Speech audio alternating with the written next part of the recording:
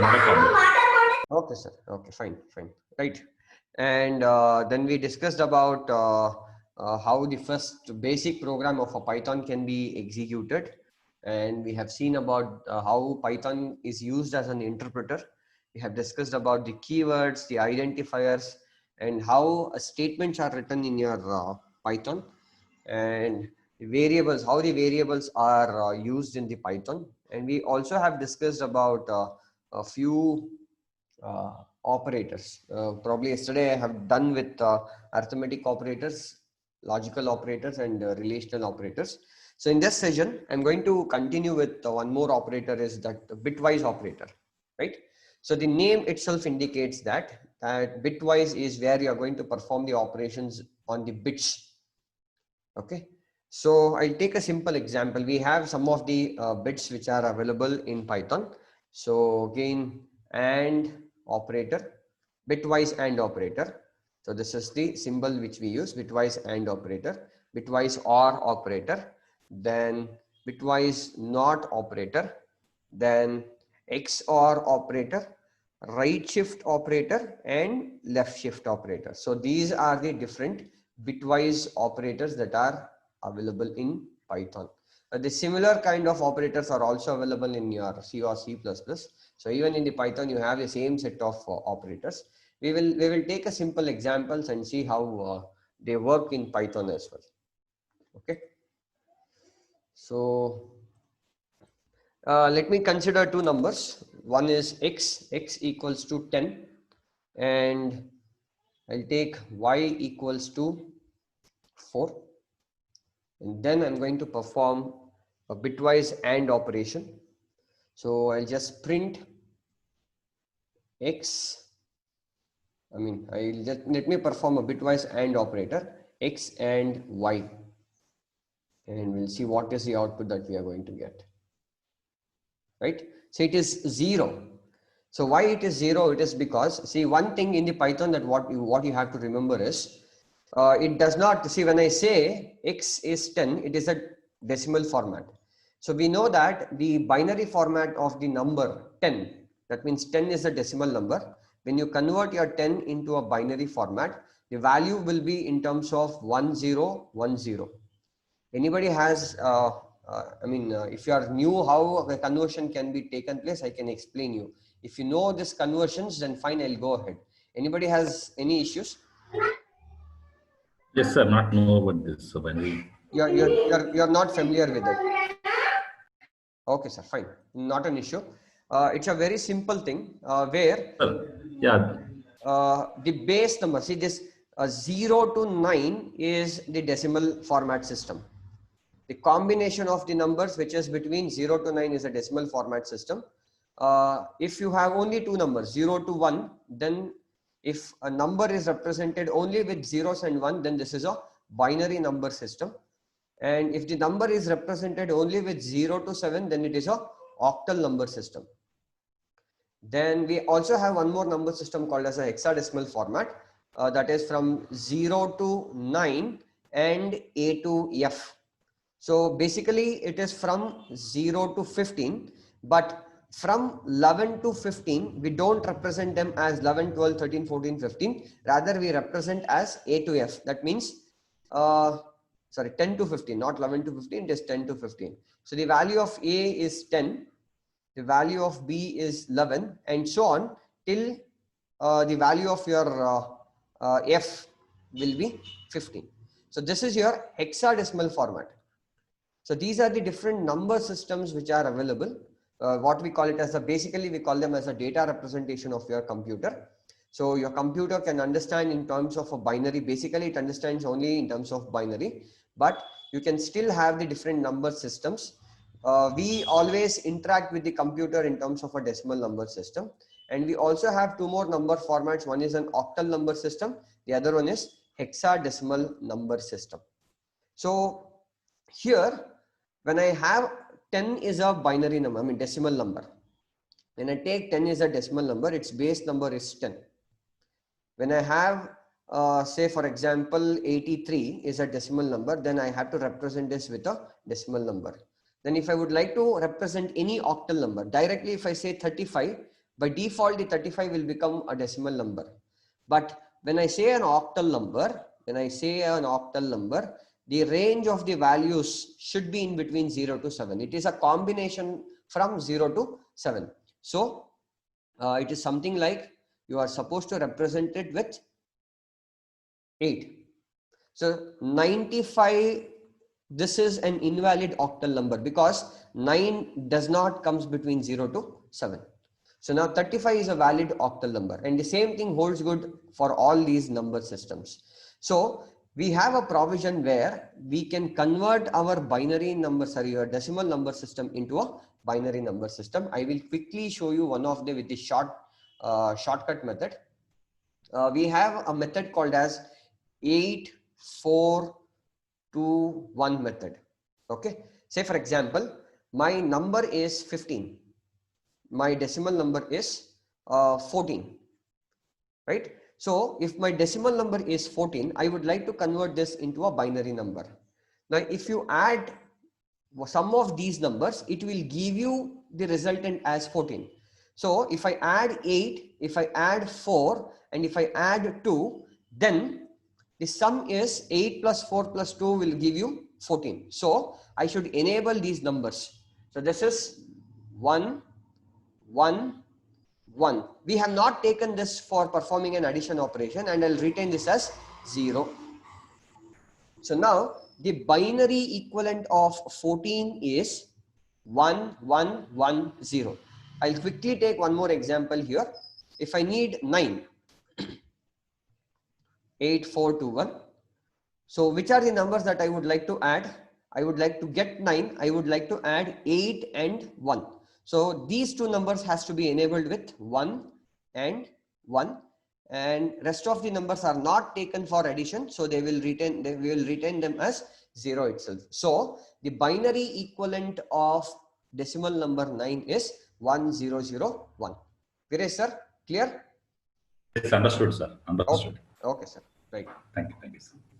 Now going forward, so now the decimal equivalent of your binary equivalent of your number 10 is 1010. But in the Python, we don't represent in 4 bits. We represent basically in 8 bits. So how many bits we have? 4 bits. So in addition to it, we are going to have 4 more bits towards the MSB. MSB is most significant bit. This is your LSB, least significant bit, and now this becomes MSB, which is most significant bit. Okay. Now your Python usually performs a calculations not on 4 bits, but rather than it performs the operation on 8 bits. So now the binary equivalent of 10 in terms of 8 bits is 0001010. Now I will perform an AND operation with 4. So what is the binary equivalent of 4?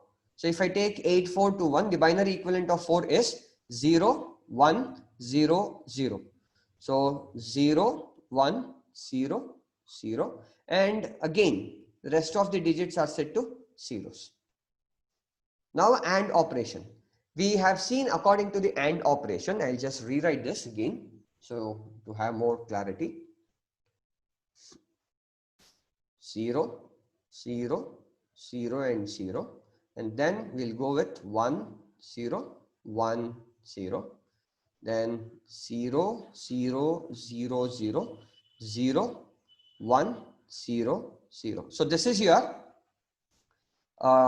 binary. So binary equivalent of this number is the binary equivalent of 10, and this is a binary equivalent of the number 4. Now we are supposed to perform an AND operation. When I perform an AND operation, we know that when both the inputs are true.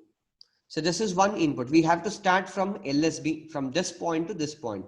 According to our AND operator, we know that when both the inputs are true, output is also true. Here, both the output is false, so the output is also false. Here, one of the input is true, but another input is false. So this is again 0.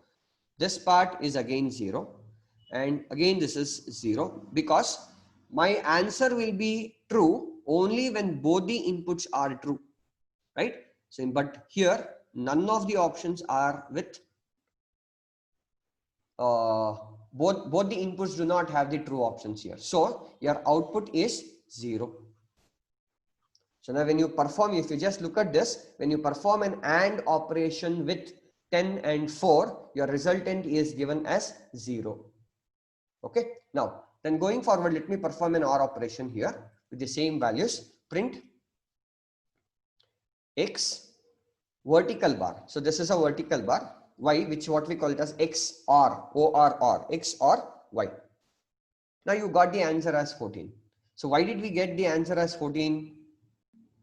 We have discussed yesterday about OR operation. According to the OR operation, what it says that when one of the input is true, output is also true. So that's the thing which we have to remember. Just a minute. Okay. Now, when you come to this XOR operation, OR operation, when both the input, when one of the input is true, output is also true. But here, when you just look at this, right? When you just look at this example, first from LSB to MSB, both the inputs are false, output is also false. Now, one of the input is true. Since one of the input is true, output is also true. And here, one of the input is true. See, this is false, but one of the input is true. So the output is also true. Here, one of the input is true, but output is false, but still your output will be true. If any one of the input is true, output is also true. So rest of the conditions, it is 0. Now, if I apply 8421 method for this, 1, 2, 4, 8. So we have enabled 8, we have enabled 4, we have enabled 2. So 8 plus 4 plus 2 is 14. 8 plus 4 is 12, 12 plus 2 is 14. So we got X or Y as 14. When I perform an XOR operation, XOR operation with your X and Y, my output is 14. So when your X value is 10 and Y value is 4, when you perform an AND operation, then your resultant is 0. When you perform a bitwise or XOR operation between the X and Y, then your resultant is 14. Right? Any doubts? Any doubts? No, sir, nothing. Okay. That's clear. So the next part is NOT operator, bitwise NOT operator. I will just take this as print. See, this tilde operator is used as negation, and say X, and you get the answer as -11. But basically how it works is, I'll just quickly show you that. What we do, see, this is NOT operator. What do you mean by NOT operator? Negation. I'll just show you that. So we know that the binary equivalent of your 10 is 1, 0, 1, 0. Then when I perform this NOT operation to this is what we call it as a ones complement. Ones complement. Okay, how did we get this -11 for when X value is 10? So the output why it shows is because since it's a ones complement, what we do is we just simply add 1 to the LSB. But this is not how it works. You simply add 1 to it. 1, 1, 0, 1. Since you have added 1 at the LSB, you're supposed to put a minus sign for this. When I put a minus sign for this, the complement, the ones complement of X equals to 10. The ones complement of 10 is -11. The X, I'll just repeat this. The value of your X is 10. The ones complement. So this is a negation where your negation is also called as a ones complement. The ones complement of your X equals to 10 is -11. Then what is the binary equivalent of -11? So that's a very important point now. This is what the output you got. This is -11 because this, when you take your 8421, so you get it as 8 plus 2 as 10, 10 plus 1 as 11, and Since you have added 1 at the LSB, you got this minus sign. But what is the binary equivalent of minus 1, which is a complement of 1's complement of your 10. So basically what happens, how your compiler or your Python interpreter reads this is, as we know that this is in terms of 8 bits, right? 8 bits. 1, 0, 1, 0. So as we know that not operator in the sense converting zeros into ones and ones into zeros. Now here this is 0, then I'll convert that into 1. This is 0, convert this into 1. Again this is 1, this is 1. Now you have 1 here, convert that into 0. This is 1, this is 0, and this is 1. Now this is the actual value of your 1's complement, whose value is minus 11. Okay, but the actual value which will be stored in the memory for minus 11 is this one, because what we have done is we have complemented, we have performed a not operator. Not operator is nothing but making zeros into ones and ones into zeros. But for a decimal number format, for the readability for the users, so the value of your 1110 is your minus 11. But for our simplified calculation, this is how we do it. What we do, we add 1 at the LSB and put a negation, a minus symbol to it. Okay, so we get it as minus 11. If you take 4, you get the same answer. So you will get minus 5 as the answer, because you are adding 1 at the LSB. So 0 plus 1 is 1. Okay, right? Clear? Anybody has any questions? Okay.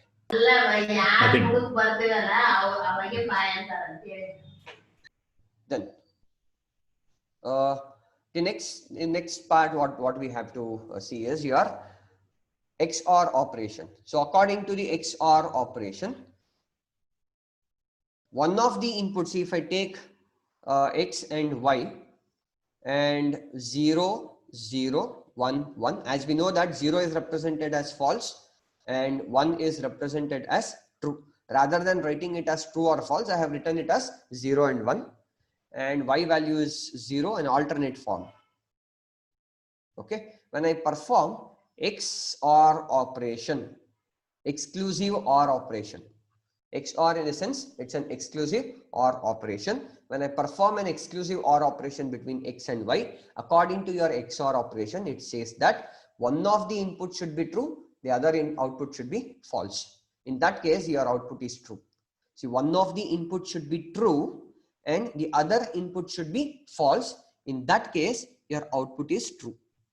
One of the input should be true, the other output should be the other input should be false. In that case, your output is true. In the rest of the cases, your output is false.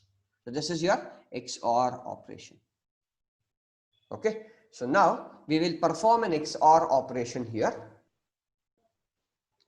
So what we do is print X cap Y and press enter key. Cap is a symbol used for XOR operation in Python. So you get it as 14 again. How did we get? We will just see that. Quickly we will see that. So we have these values. We know what are the values of your, I'll just take another brush.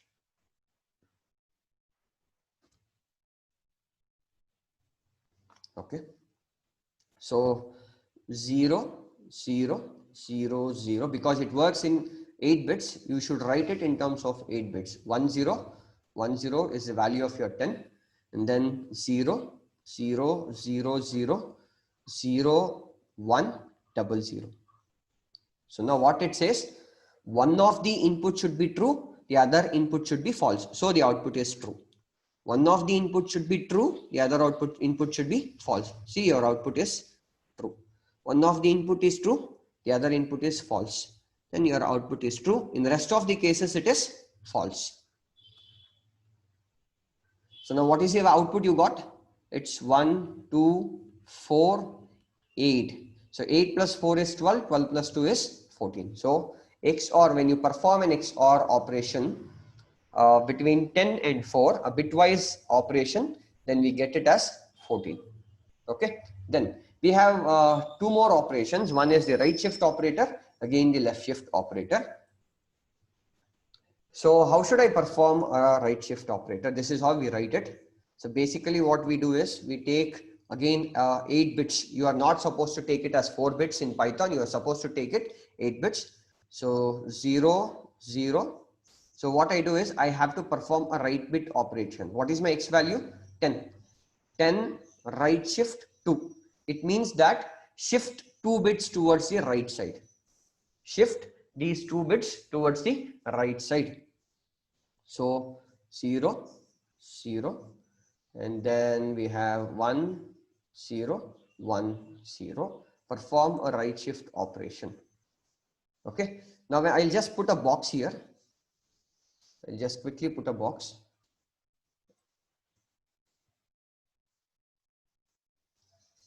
So I need 8 boxes. Let me put 8 boxes. 2, 3,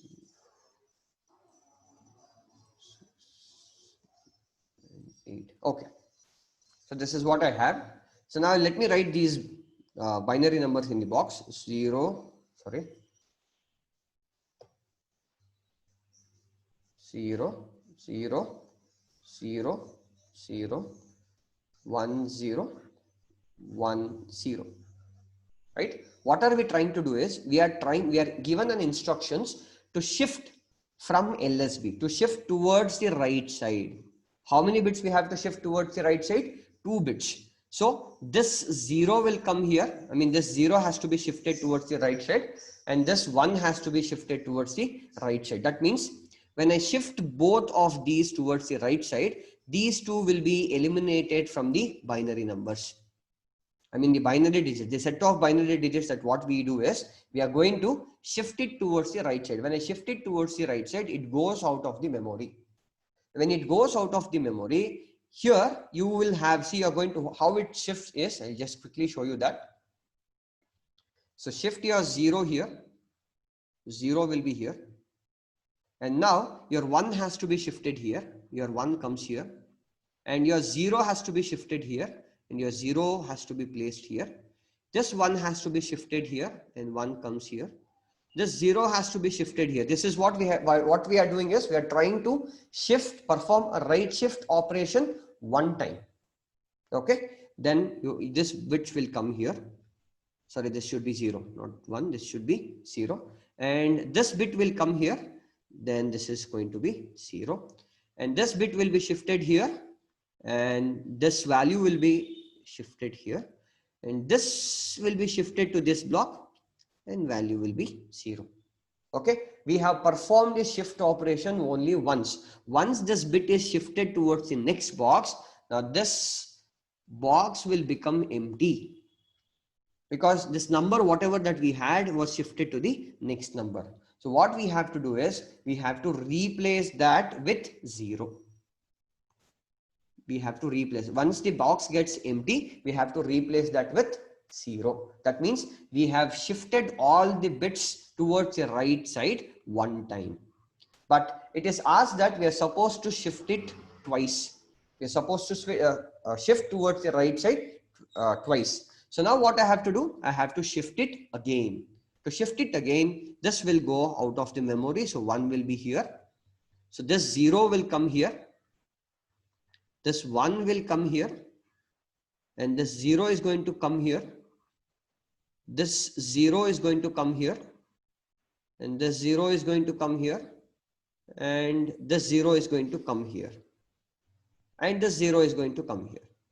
This will be filled with, this is going to be an empty. Since it's an empty, you're going, because you do not have any bits after MSB, so you are supposed to put a 0 here. Now, what we have done, we have shifted the digits for the second time towards the right side. So a right shift operation is done on the given number 10 for 2 times. Now, what will be the value? So when I take 1, 2, 4, 8, then your resultant is 2. So when you perform a right shift operation to 10 towards 2 times, right shift operation is done for 2 times for the given number 10, then your resultant should be 2. We will just check whether we get the answer as 2 or not. Print X, right shift operation 2. Close it. So this is what we get. So we are supposed to shift all the bits towards right side. How many number of times? We have to shift it for 2 times. If you have to shift it for 3 times, you can also shift it for 2 times. The same set of operation is also done on what towards the left side, and what we call it as a left shift operator. Print X left shift. This time we are not going to shift it towards the right side, rather we are going to shift it towards the left side. But what happens is we are not going to shift it from the LSB, rather we are going to shift it from the MSB. And once you get the empty place at LSB, you're supposed to fill with 0. I'll just type this as X left shift operation 2 and you get a different answer. And you got a 40. Okay. Any doubts? Any doubts? No, nothing. Right. So let us just go ahead. So these are the different bitwise operators which are available in Python. We have a couple of operators. One is a memberships operator that I shall be explaining in the later stages. So that's a very important. We have a few concepts which will be explained in upcoming classes like lists, tuples, and dictionaries. There I shall be explaining about these memberships operators. Okay. Now, yesterday we have just seen about how do we just see whatever the example so far that we have discussed is in terms of interpretation. We have not created a set of program law. So you can also create as a whole, as a compilation. How you can do, I mean, you type the entire code and run at one single stretch. Okay, though you write the set of instruction and then you execute it, it will be executed as interpreter. That is the feature of your Python. But how do we do that? Here, nowhere our program was saved so far. So now I would like to type my program and I would like to save my program. Okay, how do we do that? Let me show you that. So you have an option called as a file here. Go to file and you can press Ctrl+N to create a new file, or just click on this new file. Now one more pop-up, one more window will be opened for you, showing your file name as untitled. Okay. The first and the foremost thing that what you have to do is you are supposed to save your file with an extension called as .py. When you are saving your C program, then the extension of your C program is .c.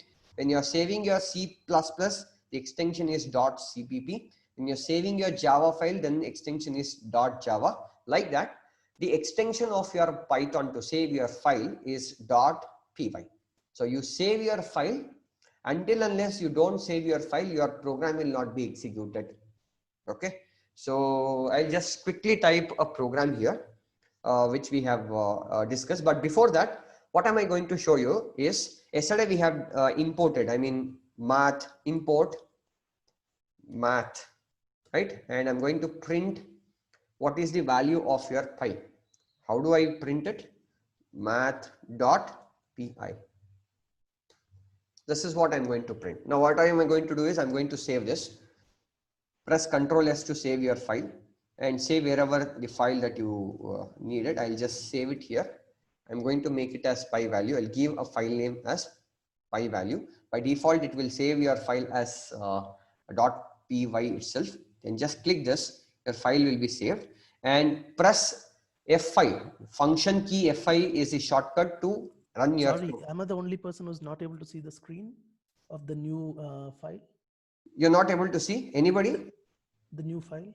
Yes, actually saving is not able to see visible, sir. I didn't see the new file being created. Yeah, that's what I was saying. Oh, yes. 1 minute. I will do that. Just give me a minute.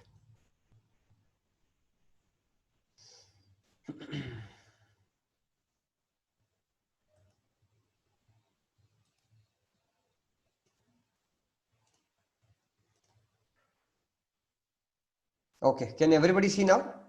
I'll show this from the beginning. Okay. So how do you create a new file? Just go to this file, press Ctrl N to create a new file, right? Then you have to save your file. Before you save your file, you just type. Now, can you see? Everybody can see the screen? Yeah, yes. Okay, okay, fine. Yes, we can see it. Right. I'll just quickly show you that. Import math.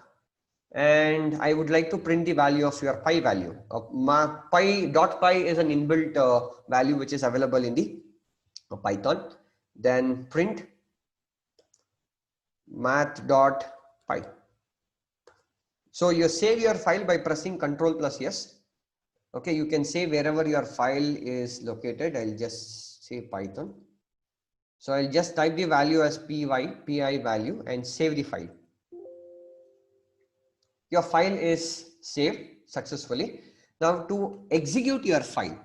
Now so far here, when you just look at this option, so what we did is it was an interpretation operation which was happening.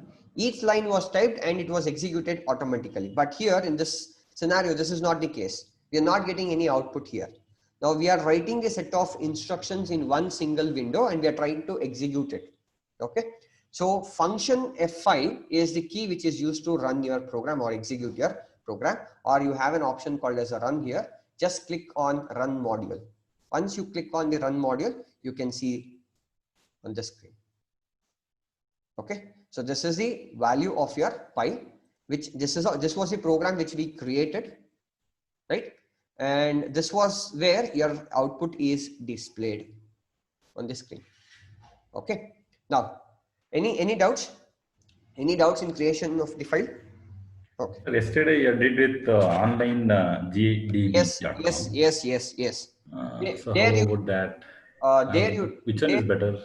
Sir, it is always better you use Python IDLE.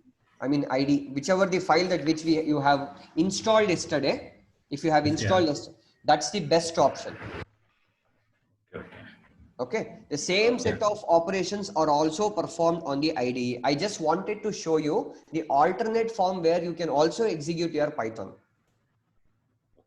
Okay, so best option is always to install your IDE and work on the IDE. Okay. Thank you. Thank you, sir. Right. Now, how can I create? Is it possible where I can create preprocessor libraries? See, pi is already being defined and it's already been stored in the math. Now, do I have where I can create such kind of a preprocessors activities, what we call it as a libraries? The math is an inbuilt library. Yes, we do have a possibility where you can create your own libraries and save it in the file.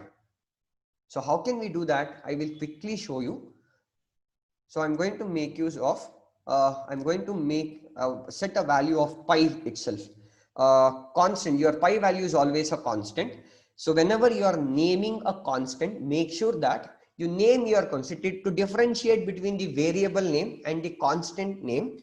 You make sure that your variable names are given with the lower cases. It's not compulsory, but to just make a differentiation between a variable in the Python and a constant in the Python, to name your variable, make use of lower cases. To name your constants, preferably you can use the upper cases.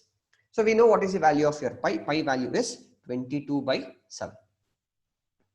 Okay, so this is what I'm going to store. This is how your library functions are created and stored. Now I'm not going to run this. I'm not going to execute nothing. I'm not going to do anything. I'm just going to save this. Go to file or press Ctrl+S. Just press, I'll just save this file. I'm going to make this as constant. So remember the name of the file. The name of the file that what I'm going to do is constant. Okay. Or what is the constant? It's a pi value, constant pi. Save this file. Okay. Now the file is created where this file has a pi value that is 22/7. Now you can close this or you can also create a new one. Right. 1 minute. Now the file is closed. As a part of it, I'll create one more file. I'll create one more file. So to create this one more file, what I do, I'm going to first calculate. We know that the value of your R is to calculate the circumference of a circle or a radius of a circle. I'll take it as R equals to 4. And we know that area of a circle is pi R square, right? So pi value I have not imported anything. I can take 3.14. I'll just leave it as it is now. R into R. I'll write the value of your pi square. I mean pi value at the end. R into R. Now I have to write the pi value. Now before I write the pi value, what I used to do is I used to import mat.h, but this time not going to import mat.h. Rather, I have created my own preprocessor directory. Which holds the value of your pi, because I want to import the pi value into this program. I have already created one library function which has a value of your pi. What was that? Constant underscore pi. Right? So rather than using a math, what I did, I created one more file which had the value of your pi. And the name of the file which I have got is constant pi. I'm going to import that particular file in this program. And now what I do is I'm going to perform an operation. Just invoke this. Right? How do I invoke this? Into constant dot. What was the variable? What was the constant name which was given for your 22/7? It was capital Pi. So just write capital Pi. So constant underscore Pi. So this is your file where constant underscore Pi holds the value of your Pi. So you use a dot operator to invoke the value. So we have a file called as constant.pi which holds the value called as Pi, that is your 22. This Pi will have the value 22/7. So you are trying to import the value of your Pi from the file called as constant underscore Pi. Now you can print it. Print area. Okay, you should be very careful in giving the names. So if in just names are mismatched, then you cannot get the value of your pi. I'll just say save your file. I'll call the file as area, and then save. Okay, now run the file. See, you get the answer. Okay, see, this is how you can create your own preprocessor directory. And the other important thing which you have to notice is you are supposed to save your constant file and your file which you are going to execute in the same folder. I'll just show you that. See here, this was the file which I have created. I mean, which had constant pi, and this was the program which helped me to calculate the area of a circle. And both of the files should be stored in same folder. So this you should have to be careful. Otherwise, you have to give the specific path for it. So make sure that whenever you are importing any preprocessor libraries or the created libraries, so make sure you have stored those files, the created files. See, this is one file. Just a minute. Right click, edit with ideally. So this was one file which we had created. Then this was another file which we have created. Right? So what we did, we just imported the file name constant pi, and we imported the value of your pi, which is 22/7, which was stored in constant.pi. Any doubts? No, sir. Okay. Yeah. Right. So going forward, we also have some inbuilt functions which are available in your Python. Let me show you those inbuilt functions very quickly. Now we have calculated the square root of a number, right? So what did we do? We just made use of a value like 4. This is a power operator, 4 to the power of 2, and that gave you an answer as 16. But still we have an inbuilt function in our Python. How do we do that? So you can import your math. Math is a preprocessor directory, and then you can print a square root of, you can invoke a function called as sqrt. Sqrt is an inbuilt function which is available in the directory called as math. I mean in the file called as a math. Now you can just go with, so that's on. So this is not the square root, sorry, 0.5. Okay, we'll just do that after. So I need to get a square root of 36, not the square of a number, it's a square root of a number. Now I would like to get the square root of a given number. So you have an inbuilt function called as sqrt. It is mandatory that you have to import this mat dot. Then save your file and then run the program. Now you get it. The same thing is executed like this, 36 to the power of 0.5. 36 to the power of 0.5, you just get the answer as 6.0. So the inbuilt for this is mat.sqrt. Then if I would like to calculate a factorial of a number, how do I calculate a factorial of a number, and do we have a inbuilt function for this factorial? So we know that the factorial of 5 is probably 120, 5 into 4 into 3 into 2 into 1. Save your file and just run the program. So you have the answer as 120. So all these are the inbuilt mathematical functions which are available. Now what in case if I would like to calculate a ceil value or a floor value? I'll quickly show you what is the ceil value and the floor value. Ceil 5.3. Save and just run this. So what do you mean by the ceil value? You got the answer as 6. So this is going to round off to the next highest integer number. So which is my next highest integer number? It is 6, the ceil value. Okay, so we have something called as a floor value as well. You can also perform this operation even for the negative numbers. I will show you even that. Ceil value minus 5, minus 5.3. Run. So you get the answer as minus 5. So which is the next highest negative number, negative integer number for minus 5.3? Highest.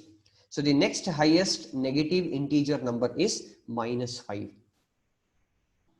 Okay. Any doubts here? Any questions? So then we also have a floor value. We also have a floor value, FLOOR, floor. So now this will give you the next least negative integer number. So which is the next least negative integer number?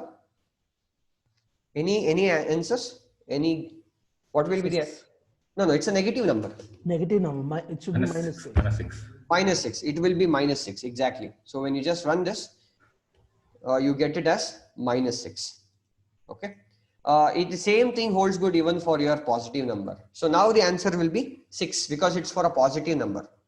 A floor value. Floor value will be 5. 5. The least integer number. So save your file and then run this. And you get it as 5.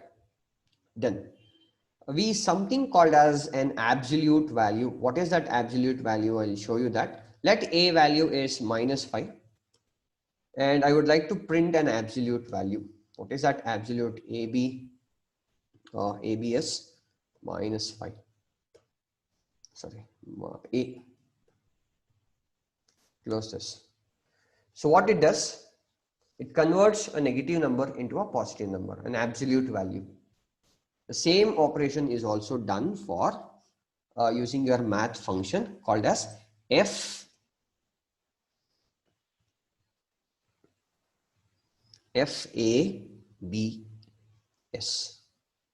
and I'll just give this as minus 5.3 and I'll make this as, I'll just delete this. Save your file, run this. What is the difference between ABS and FABS? What did you find the difference here?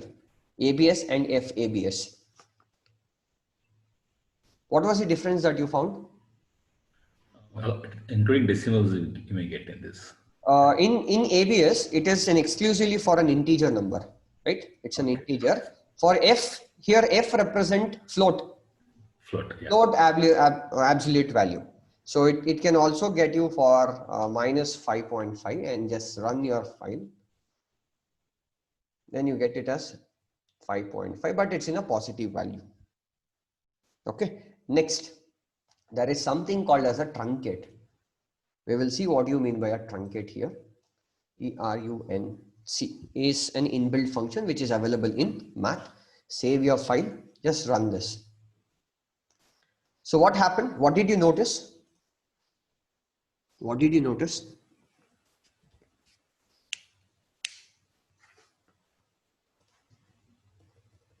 I will save this. Do you do a ceiling truncation? Truncate eliminates all the digits after the decimal points, whether it's a positive value or a negative value after the decimal point. So it removes entire decimal point and removes all these. It is going to terminate. I mean, it's going to truncate all the numbers, digits which is present after the decimal point. Okay, so that is why we use truncate. TRUNC, truncate. Okay, then this is applicable for both positive values and negative values, and we something have fmod 12, 8. Mod operation, we have seen a mod operator which will give you a reminder of two numbers. So just run this. Sorry, I have not closed it. So it will give you an error. Just run the file.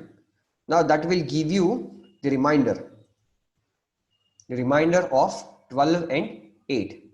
So 8 ones are 8. So 12 minus 8 is 4. That will give you a reminder in terms of a float value. Okay. Any doubts? Now we also have something called as a power. How should I write 2 to the power of 8? We had seen that example here. So we had just seen 4 to the power of 5 and we get the answer. The same thing can be done using a mathematical function called as POW. So 4 to the power of 5. Save your file and run this. You get in terms of your fractions. Okay, and that means this number is not a fraction, but it is considered as a float value. But this is considered as a integer number, right? Any doubts? You can also ask, somebody yesterday asked about, is it possible where we can calculate the trigonometric functions? Yes, we can also calculate the sine value and the cos value.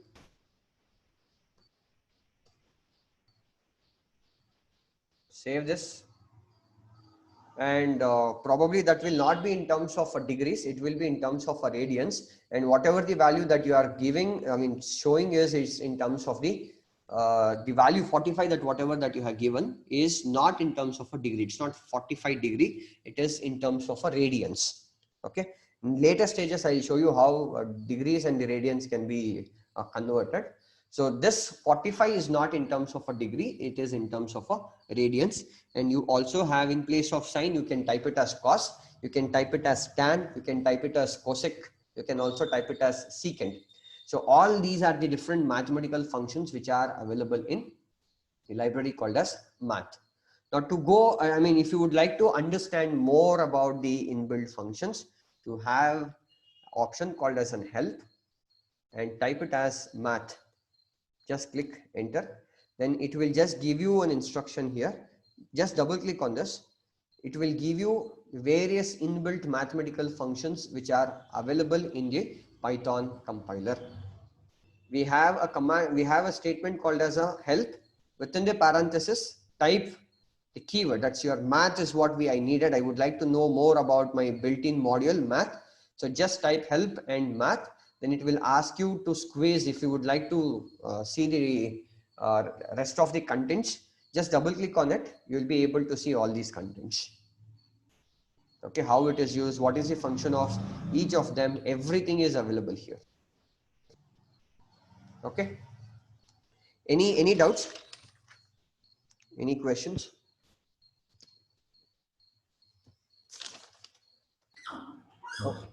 Okay, next. Now, we had seen some binary operations, I mean bitwise operations. Now, do we have a provision where I can convert your decimal number into a binary or a decimal number into an octal, or decimal number into an hexadecimal format? Yes, we do have that. So I'll just show that bin is an inbuilt function what we have. Just type it as 15.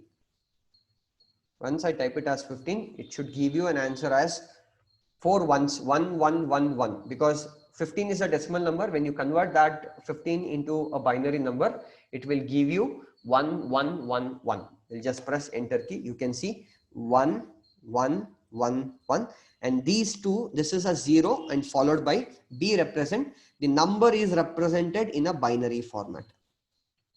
The number that what you see is represented in a binary format. You can also go and check with your 10. So 10 is a decimal number. Just press, then you get it as 1010, and this is the format which you can look for, representing that it is a binary format. Now you have a provision where your octal number can be converted into a binary format. So this is a by default, if you do not specify anything, this is your binary decimal number. This is your decimal number, where your decimal number is converted into a binary number. Now what should I do if I would like to convert an octal number into a binary number? Very simple. Bin use 0, and to represent an octal number, use a lowercase o. O represents octal number, and 12. So this is not a decimal number. This is not a decimal. 12 is not a decimal number. It is an octal number because its format is represented here.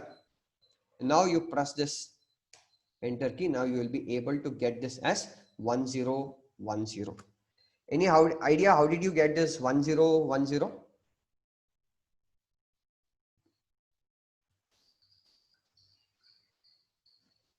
Anybody? How did we get this? See, 12 was actually the octal number format because it was represented as 0 and O. See, when I directly write it as 12, by default it is a decimal number system. But we are supposed to convert your octal number system into a binary. To represent that it is an octal number, it's a 0 followed by a O. What we have to do is, now it has to be converted into, see, this is one number and this is another number. So take this number and convert this into, your octal is a 3-bit binary number. Octal is a 3-bit because it ranges from 0 to 7. So the 7 equivalent of your 7 is, I mean the binary equivalent of your 7 is 111. You, rather than using it as 8421, you're just eliminating this 8 and you use only 421. To get 7, I have to add 4, I have to add 2, and I have to add 1. So your resultant is 7. 4 plus 2 plus 1 is 7. So the binary equivalent of an octal number 7 is 111. Now what could be the binary equivalent of your 2 of an octal number? I mean the octal number 2. Any guesses? Only for 2. Binary equivalent of an octal number 2. Hello?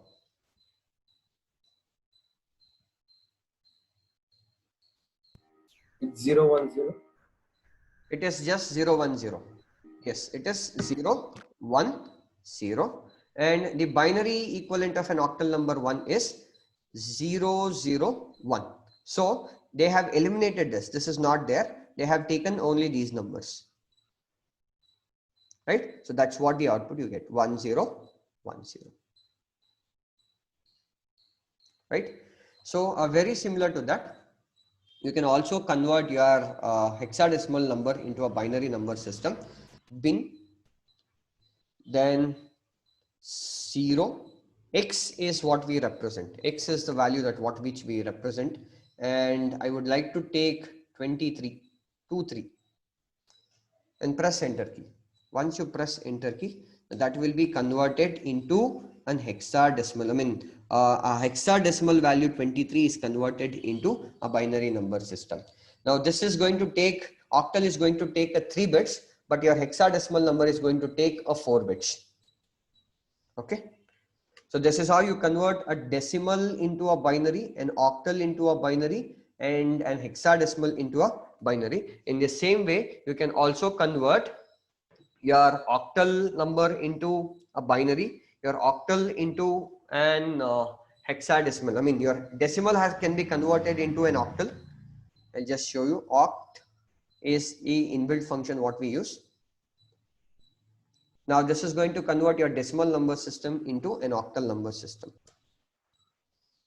Okay, so 17 is the answer. Then oct, if I would like to convert a binary number into an octal format, is 0. So you use 0. Then B is what we use to represent it. Then I'm going to make use of 1010. So this is your binary number 1010, where I'm trying to convert that into an octal number. Press enter key. So now this is your octal number or equivalent of your binary number 1010, and very similar to that you can also convert it like this: oct in hexadecimal format 0 x and type it as 23, and it will give you a different value. So your hexadecimal number 23 is converted into an octal number. So 23 hexadecimal equivalent of 23 is 43. Okay. Then you can also convert your hexadecimal number system into, I mean, a binary, sorry, decimal can be converted into an hexadecimal, a binary can be converted into an hexadecimal, and an octal can be converted into an hexadecimal system. So we have an inbuilt called as HEX. HEX is an inbuilt function what we have. Type it as 15. You get the answer as F. See, OX represents the format. F is a hexadecimal value of 15. As I told you that the hexadecimal value ranges from A to 9, 0 to 9, and A to F. So F is the value of your 15. So like this, you can also convert it into an binary number can be converted into an octal format OB1010, and hexadecimal format 0 O is for your octal number. I'll take 34. So you cannot take 98 because 9 and 8 does not comes under the octal value format. The octal number format ranges from 0 to 7. So this is the hexadecimal equivalent of your octal value 34. Right? Any doubts? Any doubts? Any queries? Okay. Then how do I convert? I mean, the character, you have a group of characters which are available in any programming language. How do I convert your characters? Say A is a character, B is a character. I would like to know what is its ASCII value. If I would like to know what is the ASCII value of a character, then I'm going to make use of ORD. ORD is an inbuilt function which will give you an ASCII equivalent of a character. So you have to specify what is the character. So I would like to know what is the ASCII value of your character A. And press enter key, and 97 is an ASCII value of your character A. Every character on the keyboard which is available is always identified by its ASCII equivalent value. The ASCII equivalent value of your character A is 97. And meanwhile, the ASCII value of your uppercase A is also different. ORD uppercase A, and close this. Now that is a 65. So why Python is case sensitive, or any programming language is case sensitive, is because of its ASCII value. A has a different ASCII value, lowercase a has a different ASCII value, and uppercase a has a different ASCII value. So it becomes easier for us to differentiate between uppercase a and the lowercase a. Like this, you can create, you can convert any of your character. If you would like to know the ASCII value of any character, you can make use of ORD. So this is which will help you to convert a character into its ASCII equivalent. Now, I would like to know the character for a given ASCII value. Now I'll give the ASCII value and I should see what is its equivalent character. So for that I have CHR. CHR is an inbuilt for a given value. It converts a given value, that it's an ASCII value. Now an ASCII value will be converted into a character. So ORD will convert a character into its ASCII value. CHR will convert the given ASCII value into its equivalent character. I'll take it as 100 and press enter key. Now D is the ASCII, lowercase d is the character, 100 is the ASCII value of your character D. So now I have given the value where this value is being converted into the character. You can take any value CHR and just type it as 45 and see what is its ASCII character. So minus is the symbol, the 45 is the ASCII value for your character minus. Okay, so ORD will convert your character into its ASCII value, and CHR will convert the given ASCII value into its equivalent characters. Okay, then coming to the data formats, I'm not specifying you as a data types. We have a different data types which are available in the Python. The basic data types, which when you consider C or C++, we always say it as int, float, char, and double. These are the different basic data types which are available in C or C++. Now, to quickly show you the data types, the basic data types which are available in Python, which we have already discussed so far, I'll show you. So now I will just consider A equals to Impavid and B equals to technologies. So now A holds a string and B also holds a string. String is nothing but a sequence of characters. So what am I going to do is I am going to perform an addition of two different strings. Now what do you think? Is this a right operation? Can I perform this? Can I perform this operation? See, when I say A value is 5 and the B value is 6, A value is 5 and B value is 6. Yes, I can perform an addition of two numbers. 5 plus 6 is 11. Now, my option is the string. A holds a string here and B also holds a string here.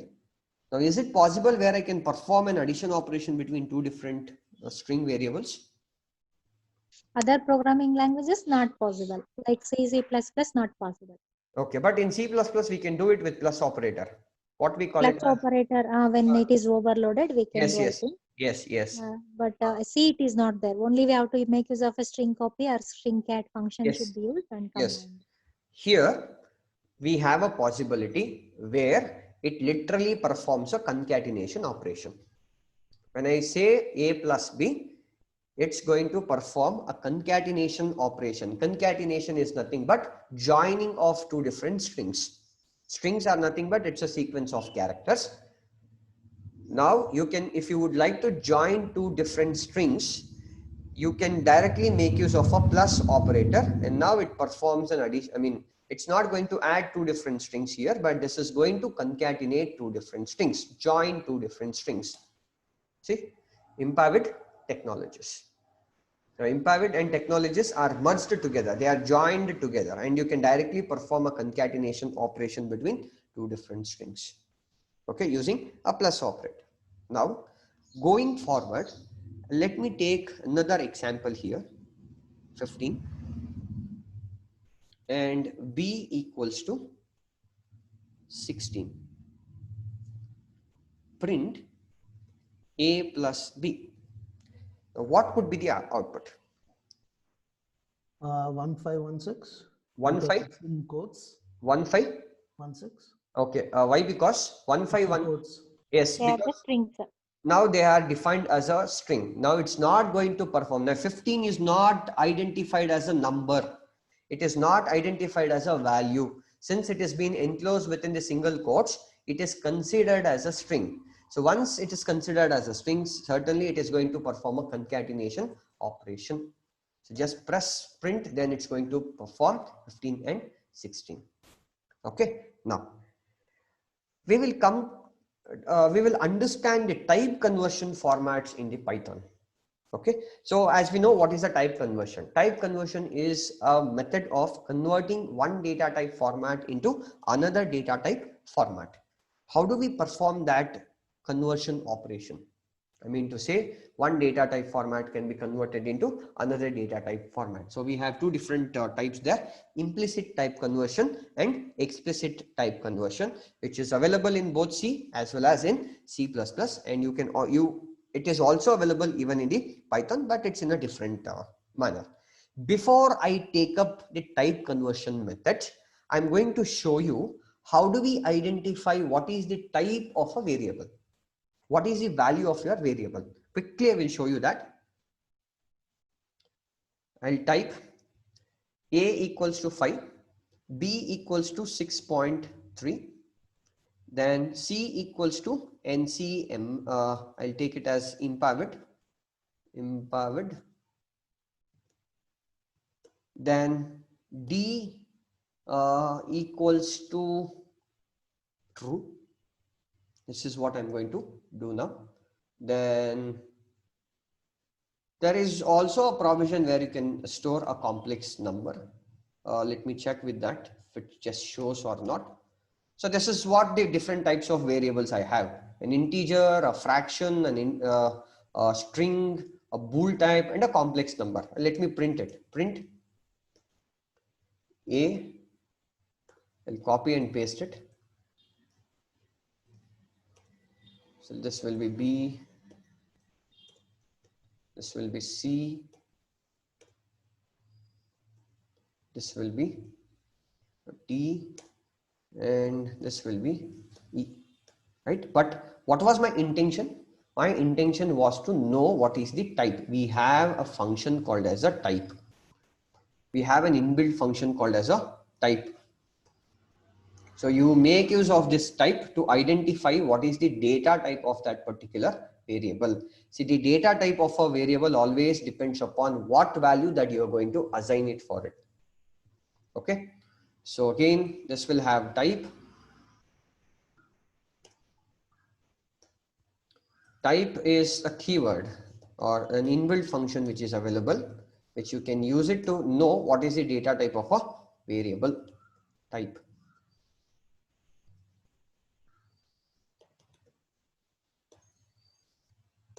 Save your program, just run. See, so you had that A is an integer. You can see that A is an integer, B is a float, it's a string, it's a bool value, and it's a complex number. So the same thing is being shown here, right? So an integer, A was an integer, B was a float, C was a string type, and value of D was a bool value. Bool value is either true or false, and E was your complex number, right? What we call it as a complex number. So if you would like to know what is the data type of a given variable, then you can make use of a function called as a type, which will give you what is the data type of a variable. Going forward ahead, we will see an implicit type conversion in your program. Basically what happens is, when I say 5 plus 5, your resultant is 10. When I say 5 plus 5.0, the resultant is 10.0. What did you notice? So when you are performing an operation with an integer and a float value, the resultant is always a float value. So this is an implicit type conversion. I'm not because these are the two different data types. 5 is an integer, 5.0 is a float value. Automatically it converts your, though you have an integer number, it automatically takes or gives a priority always for the float value. Now, do you think there is a provision where I can perform an addition operation with a string? Is it possible? I think yes, sir. You get an error. It's not possible where you cannot perform an operation with an integer and a string. No operations, it's not possible. Then it's not again possible to perform a float with a string operation. No, that's not at all possible. You cannot perform that. In that case, I have to type convert it explicitly. We will see how we can perform a type conversion operation explicitly. Okay. Explicitly in the sense, as a programmer, I forcefully convert from one data type format into another data type format.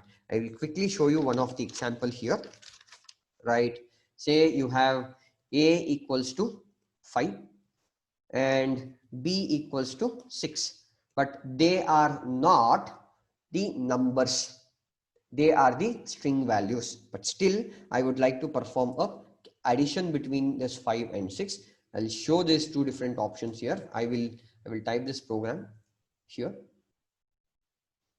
A equals to 5, B equals to 6.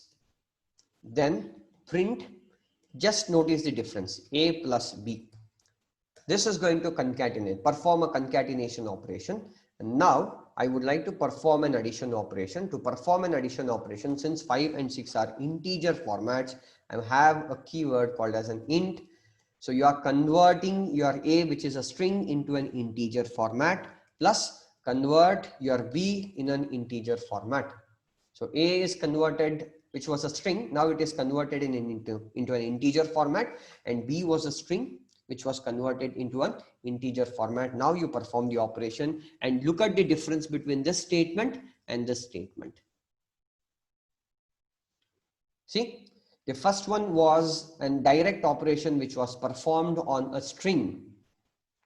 So 5 was the value of your A, 6 was the value of your B. A concatenation operation has been carried out. But in the second statement, what we did is we literally converted your A, forcefully converted your integer A into a string A into an integer. Now A was a string and B was also a string. So forcefully we are converting into an integer number. And now A no more remains as. Now here, since we have typecasted it or explicitly converted into an integer number, then it is a value 5. It no more remains as a string 5. It becomes a value 5, and 5 plus the value 5 plus the value 6 will give you 11. Okay. The same set of operations is also possible on your float value. So I'll take 5.89 and this as 6.98. Save my file. Then run your program.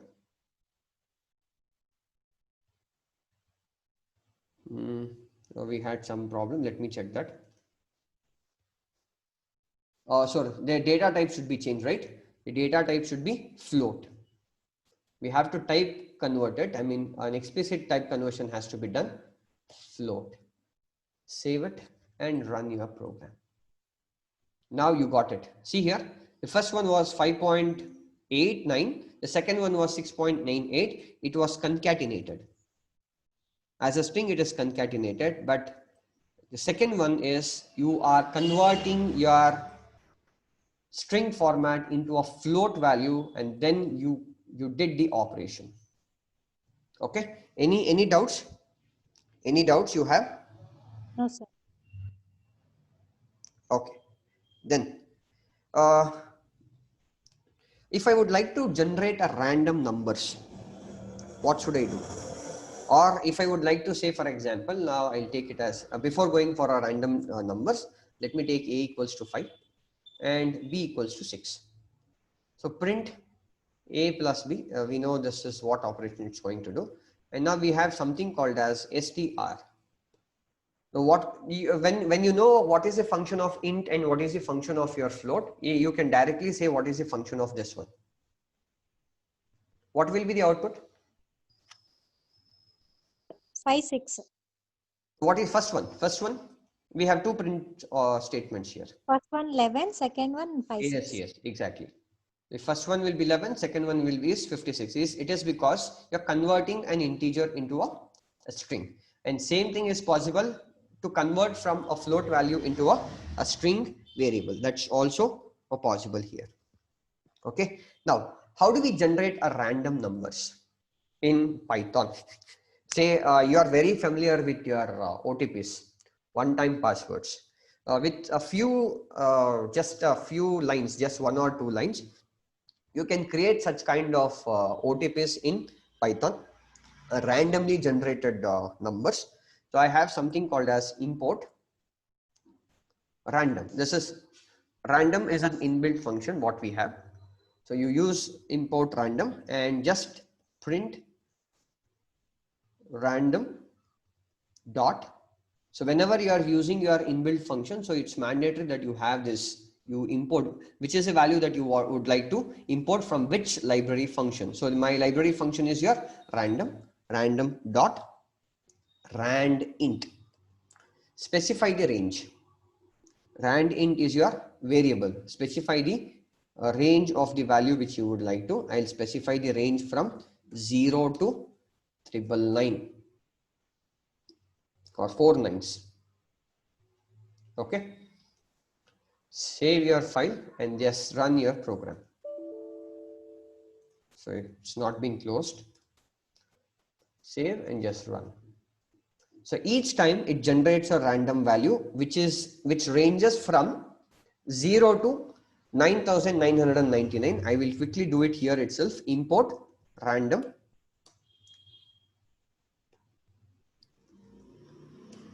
then print random dot rand int ranging from 0 to 999. Close it. See now in the previously you had got a number called as 9408. Now it randomly generates another number called as 7634. When you again invoke the same statement, random dot rand int, this is going to again generate a different number.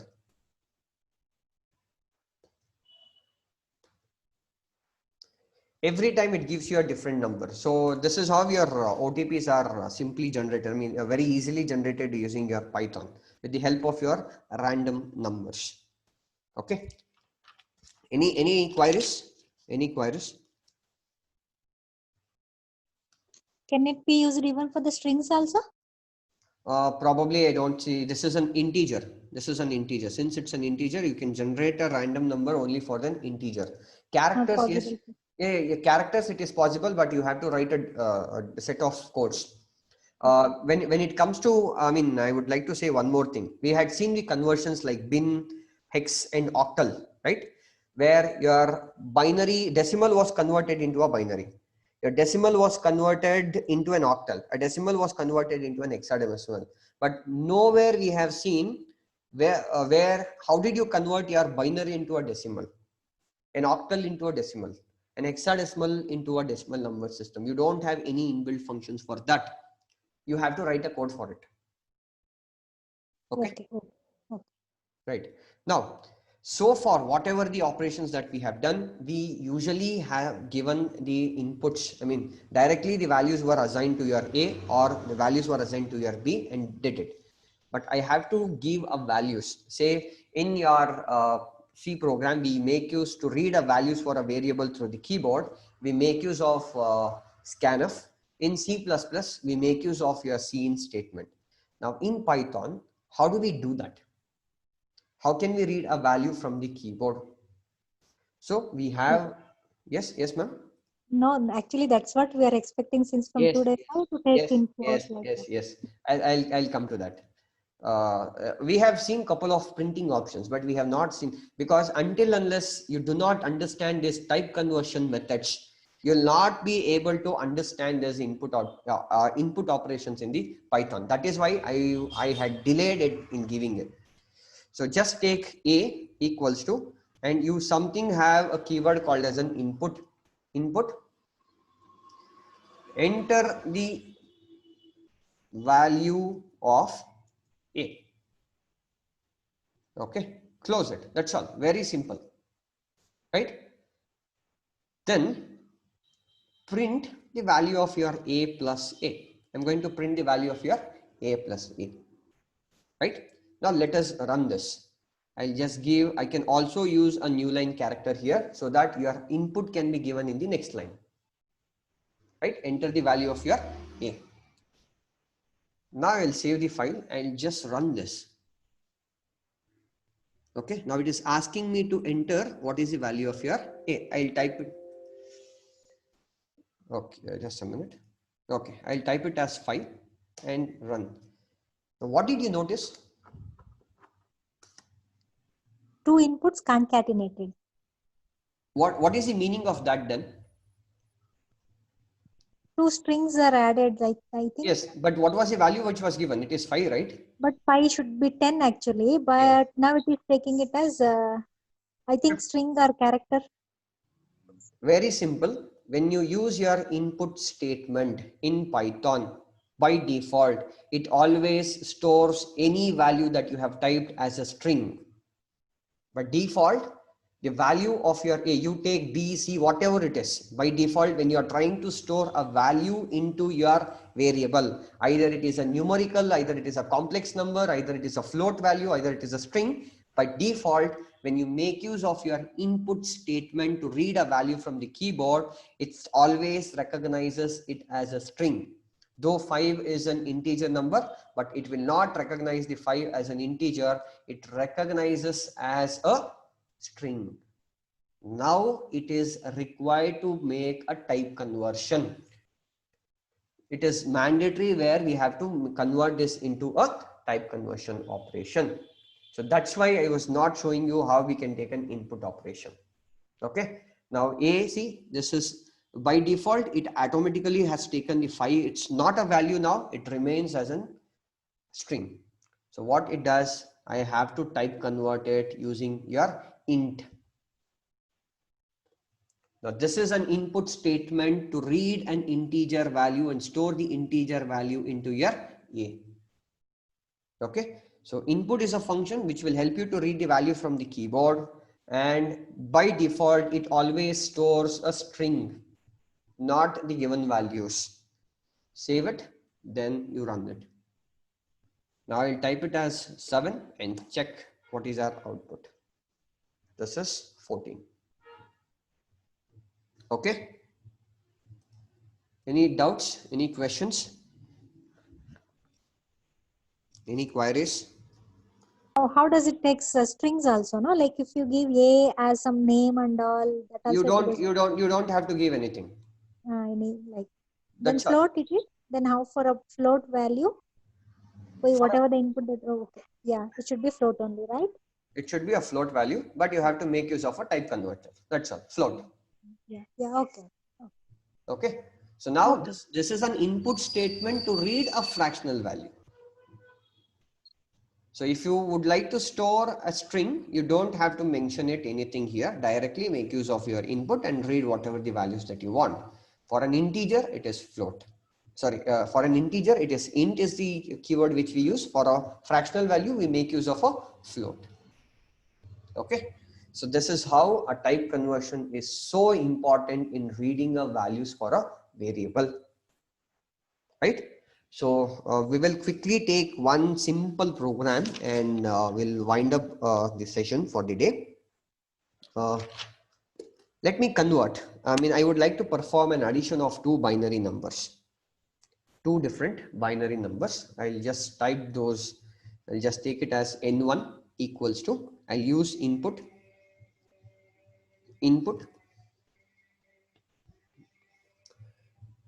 enter the first number binary number, right? I'm not going to make use of what do you call it as decimal numbers here. I'm going to directly give the input as the binary numbers here. Okay, so I have two different binary numbers, n1 and n2. First binary number and second binary number. Now I would like to perform an addition of two of these n1 and n2. So what I do is, it has to be converted into a, see, because this will store in terms of an integer. So what I have to do is, I have to use bin to represent that it is a binary number, but this has to be first converted into a integer readable binary format, because it is going to read that as a string format itself, 1010. If I take it as 1010, it will, n1 will store it as, it is going to store that as a string. So I have to convert that into an integer representing that it belongs to a binary number. So let n1, and since the base number of your binary number is 2, you are supposed to specify with 2, n1 comma 2, plus convert your n2 into a binary number, into an integer format whose base number is 2. So what are you trying to do is, you're converting your n1 into an integer format which is of the binary format, that is 2. That's the base number. You're specifying what is the base number of your integer number n1. And again, you're specifying that convert your string n2 into an integer whose base number is 2, and store the resultant into a binary format, right? And you close this. Just close this. Now print sum of n1 is your 0 and n2 is your 1, which we have seen how to print the values yesterday, is your sum value. This is what I have to print, is 2. So it identifies n1 as 0, 1 is identified as 2, and 2 is identified as sum. Okay, then close this. You can also use a single quotes or a double quotes, give a space and type it as format. And what are the values that you would like to print? n1 comma n2 comma sum. Close it and close your print statement. Save your file. Just run this.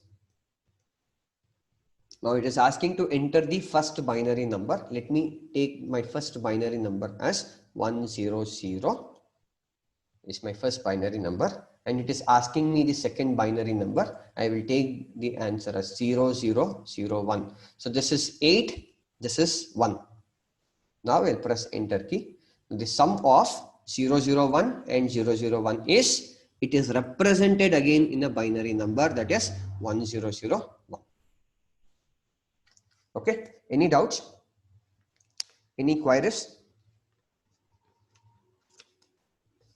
Any questions?